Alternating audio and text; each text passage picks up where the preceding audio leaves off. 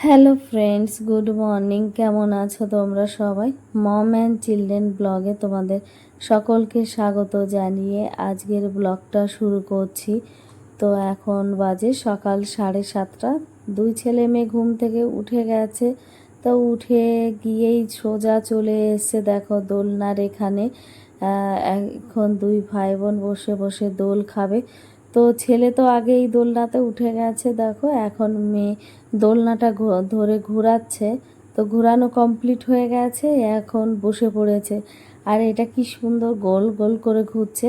তো এই দোলনাটা ওরা এইভাবেই দোল খায়, সোজাভাবে দোল খায় না। তো এরা এখানে দোলনায় দোল খেতে থাকুক, আমি সংসারের অন্য কাজগুলো করতে চলে গেছিলাম।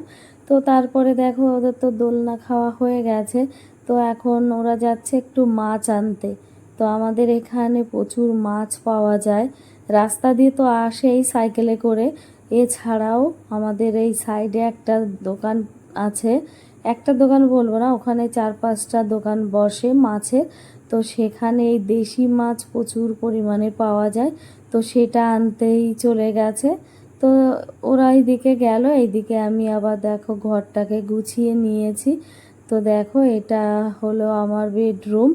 এই দেখো সাজিয়ে নিয়েছি, আর ঘরে যতগুলো পুতুল ছিল তো সেইগুলো একটু দিয়ে দিয়েছি, তো দেখতে খুব সুন্দর লাগছে।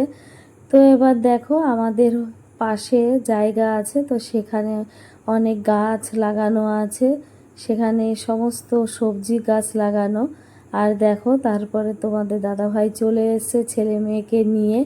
তো মাছ নিয়ে এসছে আর ফল নিয়ে এসছে। আর ছেলে দেখো সবার লাস্টে আস্তে আস্তে করে আসছে। মাছ কিনতে অনেকটা দূরেই গেছিল, তো ও হেঁটে গেছিল।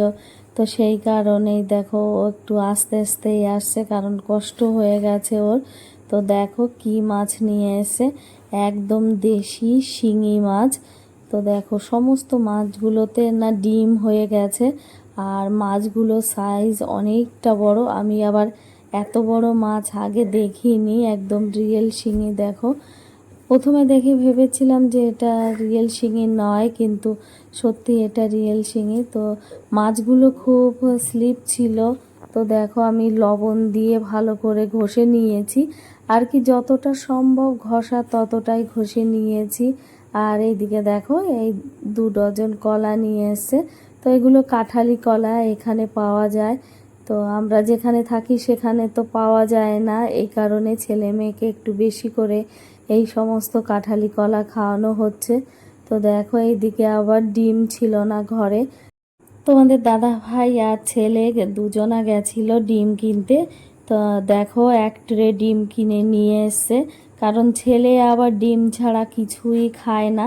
তো ওর জন্য না ডিমটা আমাকে রাখতে হয় সব সময়, কারণ ছেলে কিছুই খেতে চায় না, যখন মন চায় তখনই বলে ডিম ভেজে দাও। তো ডিম ভাজা দিয়েই ভাত খায়।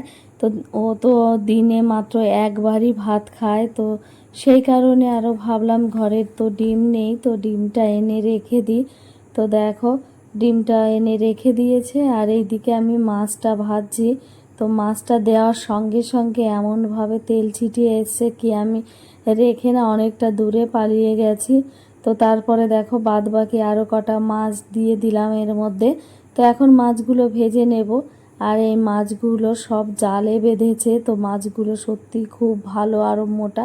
তো দেখো রান্না করতে করতে কি হারে বৃষ্টি হচ্ছে, মানে বৃষ্টি না থামার নামই করছে না। তো দেখো এইদিকে তো বৃষ্টি হচ্ছে, তো আমি রান্না করছি, আর এইদিকে আবার এরা 3 ভাই বোন বসে পড়েছে খেলতে। তো বৃষ্টির জলে আমার ছেলে দেখো কিভাবে হাত দিচ্ছে আর আনন্দ পাচ্ছে। এত বারণ করছি যে জলে হাত দেয় না, তবুও ও ওখানে জলে হাত দিচ্ছে আর বারবার বলছে মা দেখো কত সুন্দর। তো দেখো ওরা তো এখানে বদমাশি দুষ্টুমি করছে, আর দেখো বৃষ্টির পরিমাণ আরও বেড়ে যাচ্ছে। যত দিন বেলা হচ্ছে তত বৃষ্টির পরিমাণ বেড়ে যাচ্ছে। সেদিন থেকে এসেছি, তো সেদিন থেকেই বৃষ্টি হচ্ছে, একদমই থামছে না।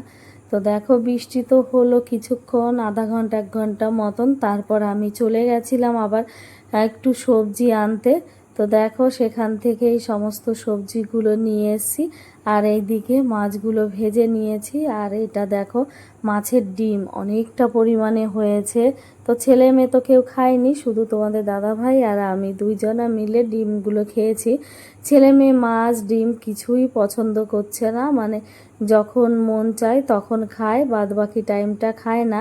তো দেখো ইচ্ছা ছিল যে মাছের ঝাল বানাবো, তো দোকানে গেছিলাম, কাঁচকলা দেখতে পেয়েছি, তো মনে চাইলো কি একটু কাঁচকলা দিয়ে ঝোল বানাবো। তো দেখো সেই কারণেই আলু কাঁচকলাটা ভালো করে ভেজে নিলাম। এবার তার মধ্যে মশলাগুলো দিয়ে দিলাম। দেখো মশলাগুলো দিয়ে ভালো করে এখন কষিয়ে নিচ্ছি।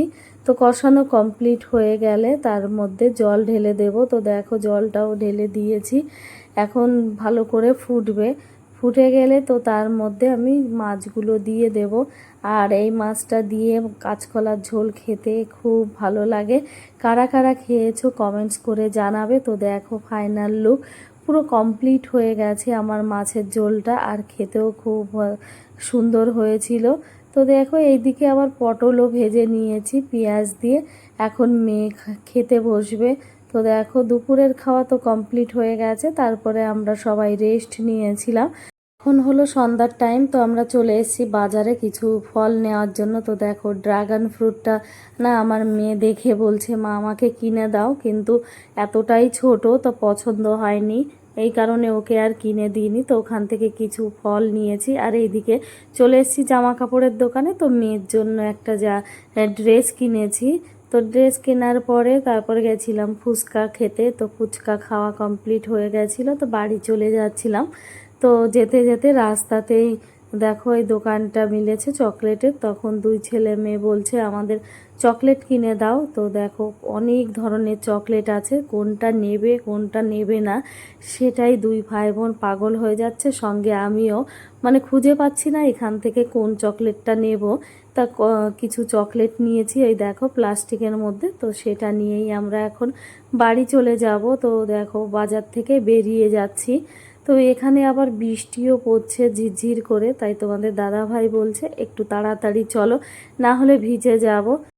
আমরা বাজার থেকে বেরিয়ে গেছি, দেখো রোডের উপর উঠে গেছি। তো এই রোডের সাইডেই অনেক টোটো পাওয়া যায়, আমাদের বাড়ি যেতে গেলে কোনো অসুবিধাই হয় না। তো দেখো অনেক টোটো লাইনে দাঁড়িয়ে আছে, তো এই টোটোটা করেই আমরা বাড়ি চলে যাব। আর এই মার্কেট থেকে আমরা বেশি কিছু কিনলাম না, যেটুকু প্রয়োজনীয় তো সেইটুকুই কিনে যাচ্ছি। তো দেখো টোটোর কাছে এসে গেছি, তো আমার পিসি শাশুড়ির সঙ্গে দেখা হয়েছে, তো সেখানেই কথা বলছি। তো আজকের ভিডিওটা আর বেশি বড় করলাম না, তোমাদের দেখে যদি ভালো লেগে থাকে তাহলে একটা লাইক শেয়ার কমেন্টস আর সাবস্ক্রাইব করে দিও।